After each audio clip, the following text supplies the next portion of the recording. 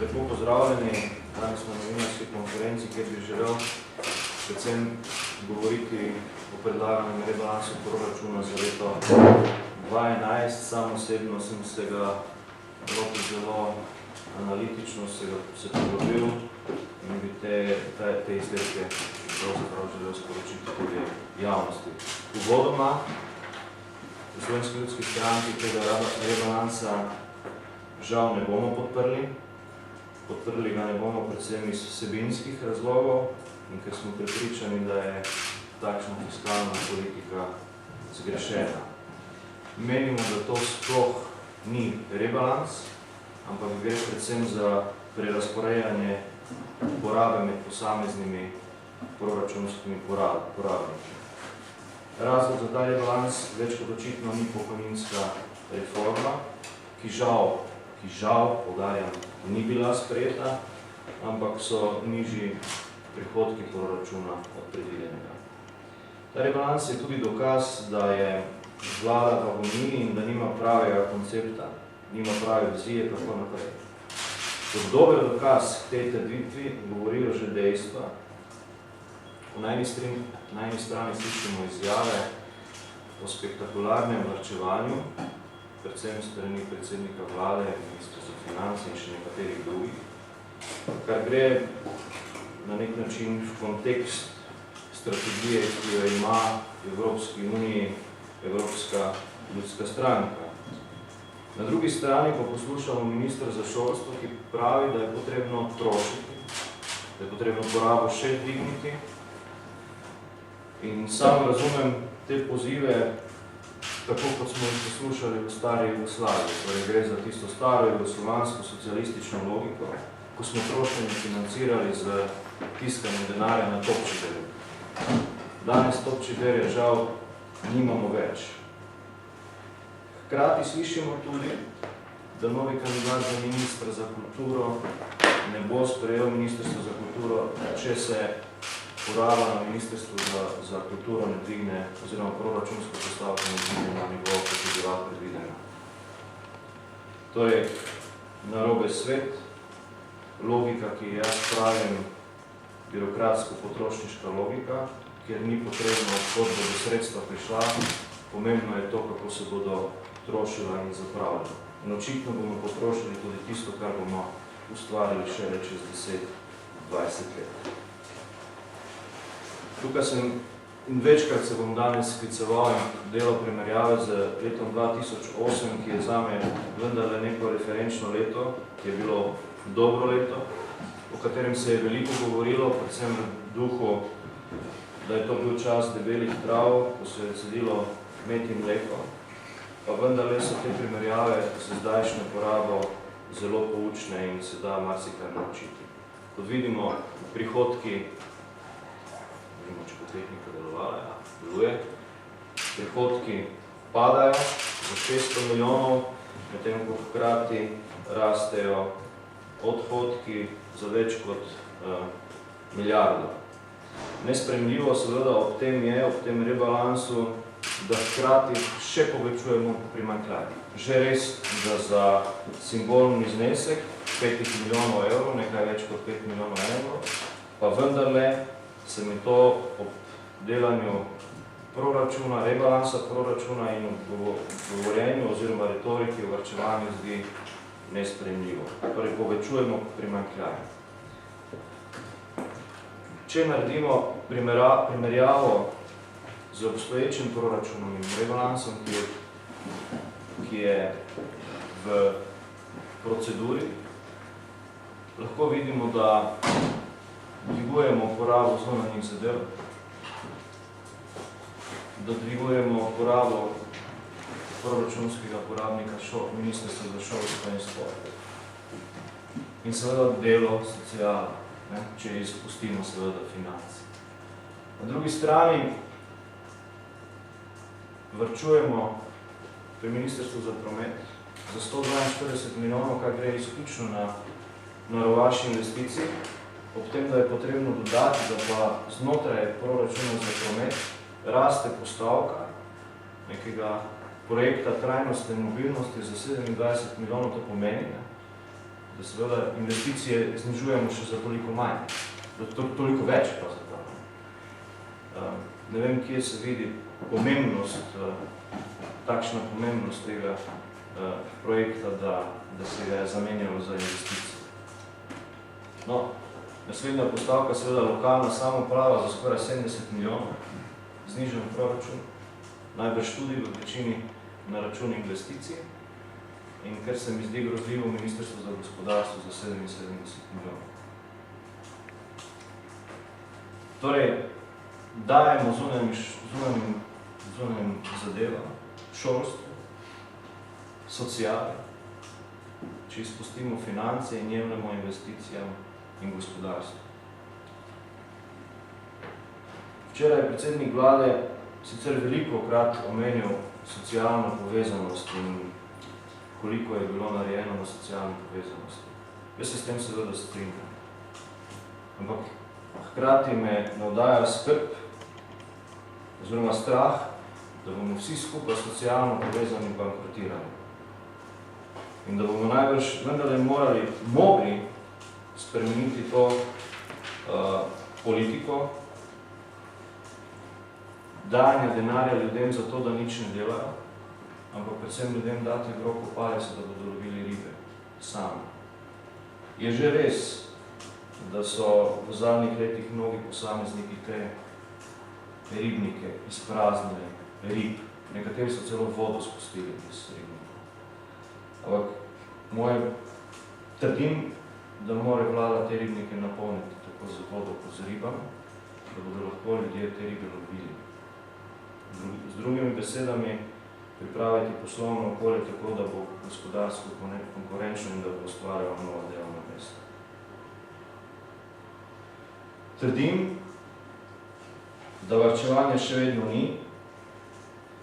Sam kot bivši gospodarstvenik namreč varčevanje razumem drugače, kot se nam ga želi predstaviti.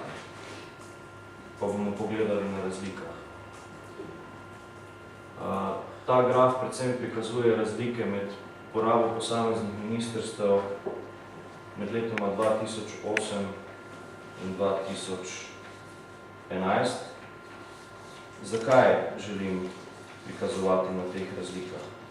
Da vidimo, kje so tiste prioritete in katera ministrstva trošijo več in katera manj. Ta graf dokazuje, da se vendarle da varčevati.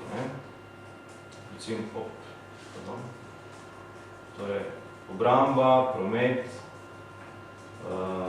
kmetijstvo, javna uprava, še posebej javna uprava je pri tem bila izredno uspešna. Te številke kažejo, da je vendarle moč resnično varčevati v primerjavi z tistim bogatim letom 2008. Že res, da najbrž promet in obramba bolj pod prisilo, kot sicer, ampak kakorkoli že. Varčevanje je definitivno prisotno in lahko rečemo, da je to dobro. Na drugi strani vidimo, da rastejo proračuni pravosodja. Namenoma bom izpostavila tista ministrstva, ki po moji oceni nimajo prav nič za gospodarsko krizo. Prav nič. Torej, pravosodje, kultura, notranje zadeve, delno tudi okolje in prostor, šolstvo in šport.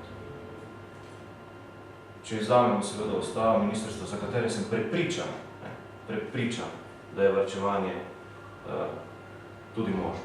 Ampak nekatera ministrstva, po moji oceni, si teh proračunskih postavk ne zaslužijo, če seveda primerjamo z bogatim letom 2008.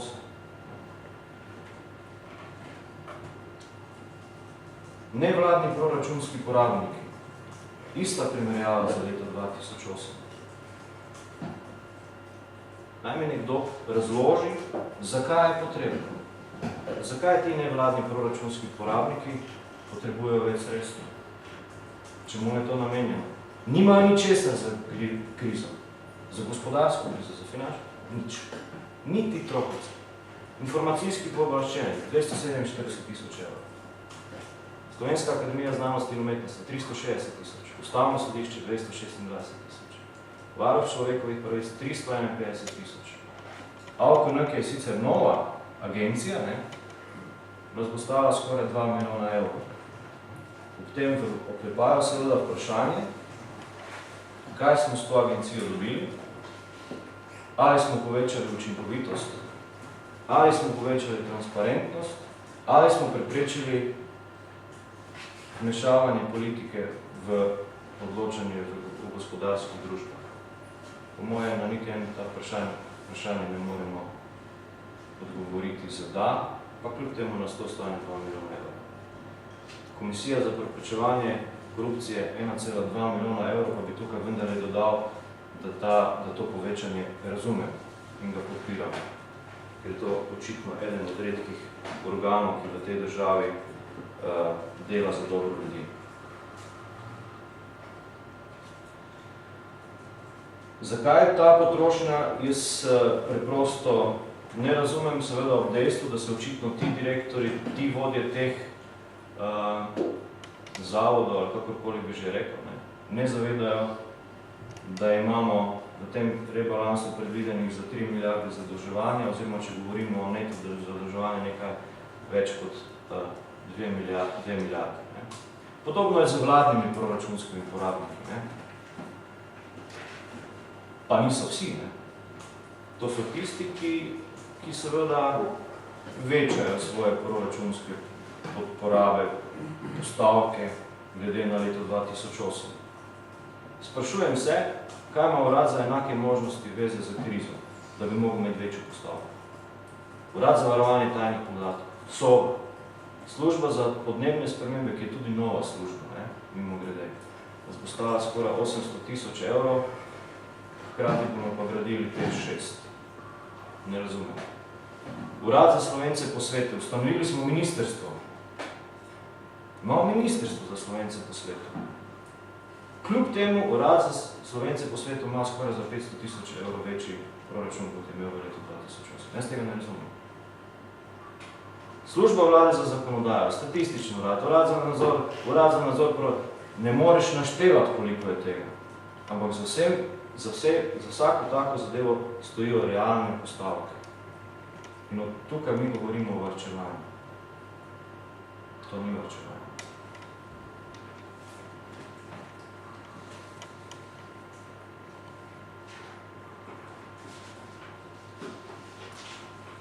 Jaz menim,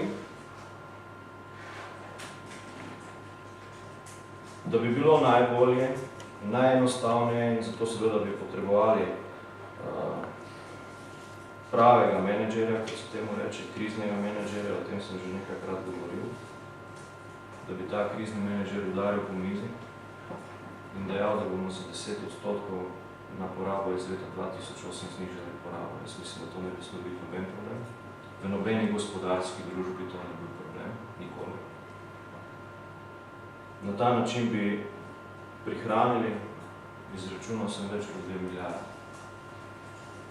Če se vrnemo na porabo iz leta 2008, pa vsi generalno znižamo porabo iz leta 2008 za 10%, prihranimo 2 milijarde.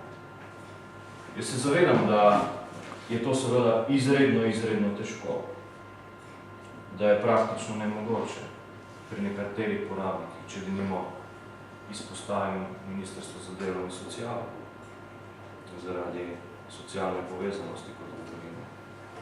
Ampak, če bomo v prihodnje želeli to državo spraviti na zeleno vejo, bo to seveda potrebno storiti.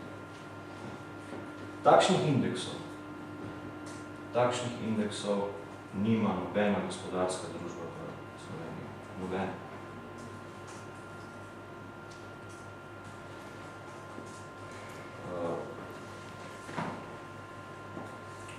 Da varčevanje nisem dokazoval tudi že predtem, ko sem za nekatere proračunske porabnike na postavki blago in storitve že leta 2009 govoril, da to ni varčevanje, ko decembra naraste poraba v nebo.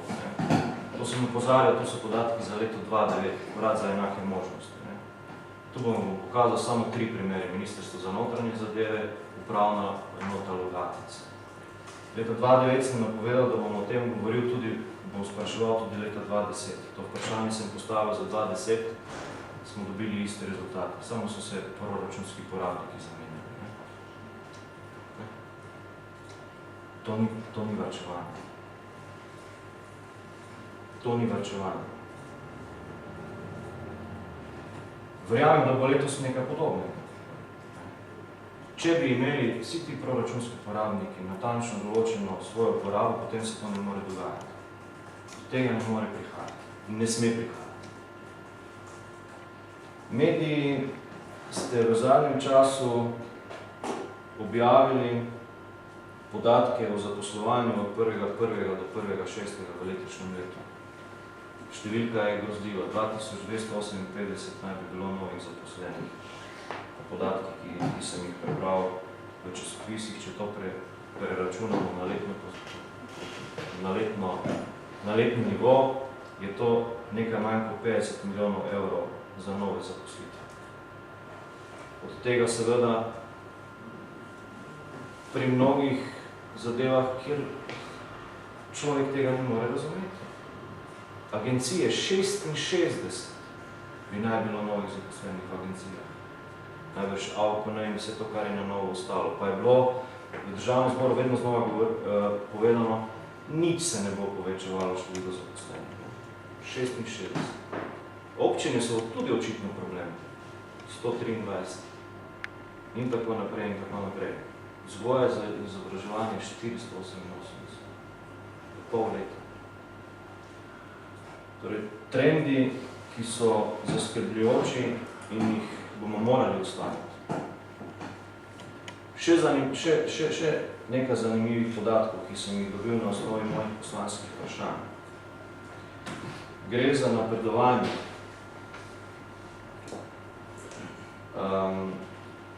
Po posameznih ministrstvih. Vse ministre sem vprašal, kaj se dogaja v zvezi z napredovanjem in dobil zanimive podatke. Ta graf kaže, za koliko se je povečalo število zaposlenih z nazivom sekretar od leta 2008.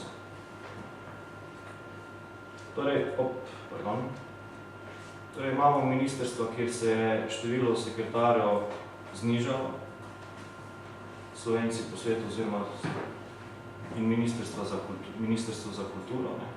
Pri vseh ostalih ministrstvih je seveda zadeva rasla za nekim faktorjem, za 7%, 11, 13, 16, 19, 25 ministrstvo za obrambo, 40 ministrstvo za notranje zadeve, ministrstvo za visoko šolstvo, 64% več sekretarjev, bilo jih je 33, zdaj jih je 54.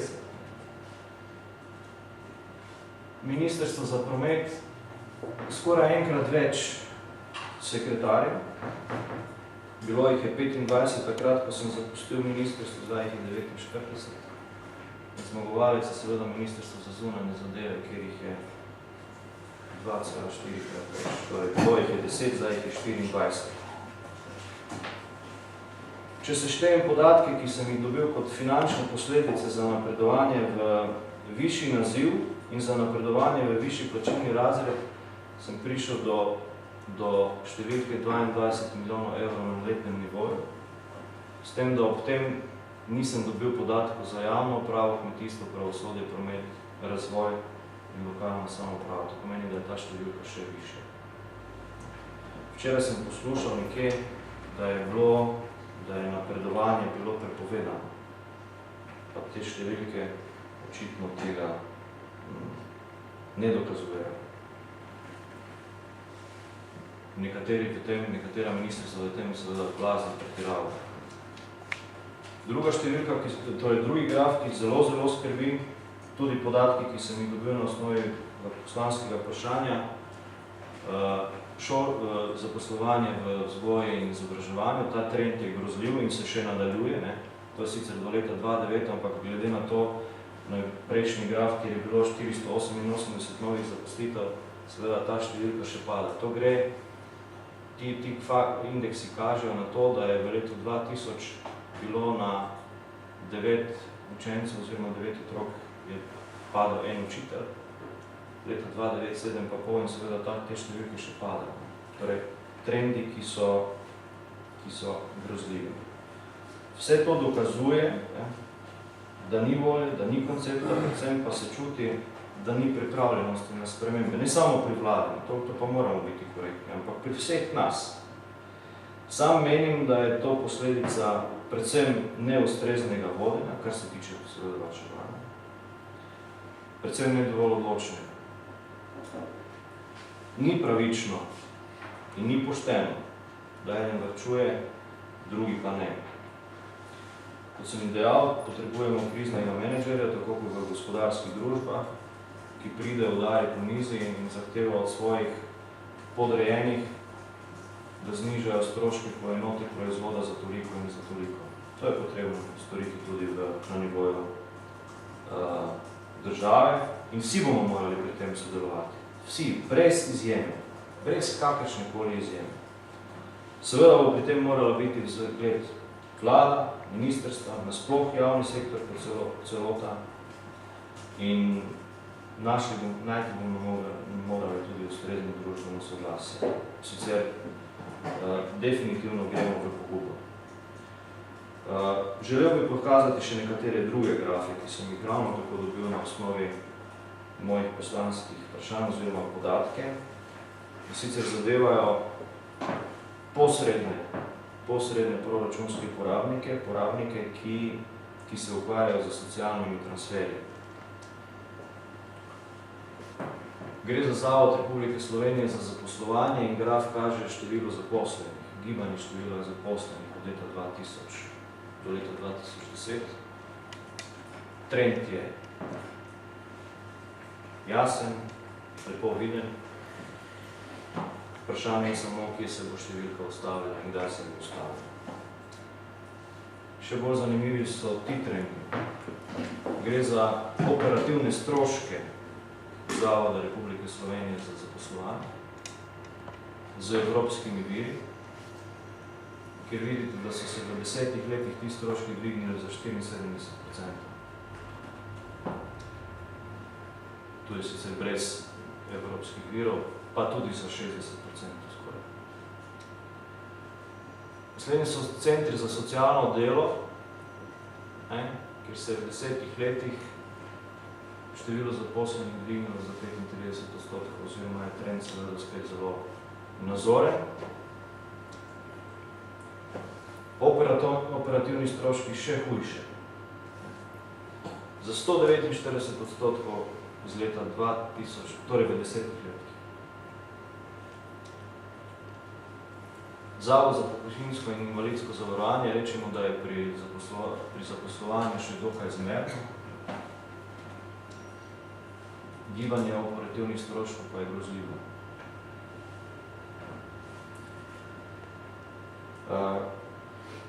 Vse te trende bo potrebno ustaviti, ker sicer ne vemo, kje se bodo ustavili, katerega leta, kdaj se bo ta zgodba ustavila. Vse trende je prihodnje potrebno ustaviti, še več, vrniti nas dol.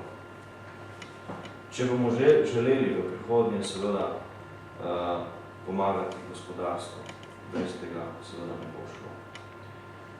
Kot sem že dejal, potrebovali bomo radikalne poteze, ki ne bodo prijetne, ki bodo dvigovali veliko prahu, ampak brez tega ne bo šlo naprej in vkolikor teh radikalnih potez ne bo, Slovenske ljudske stranke pač ne bo zraven.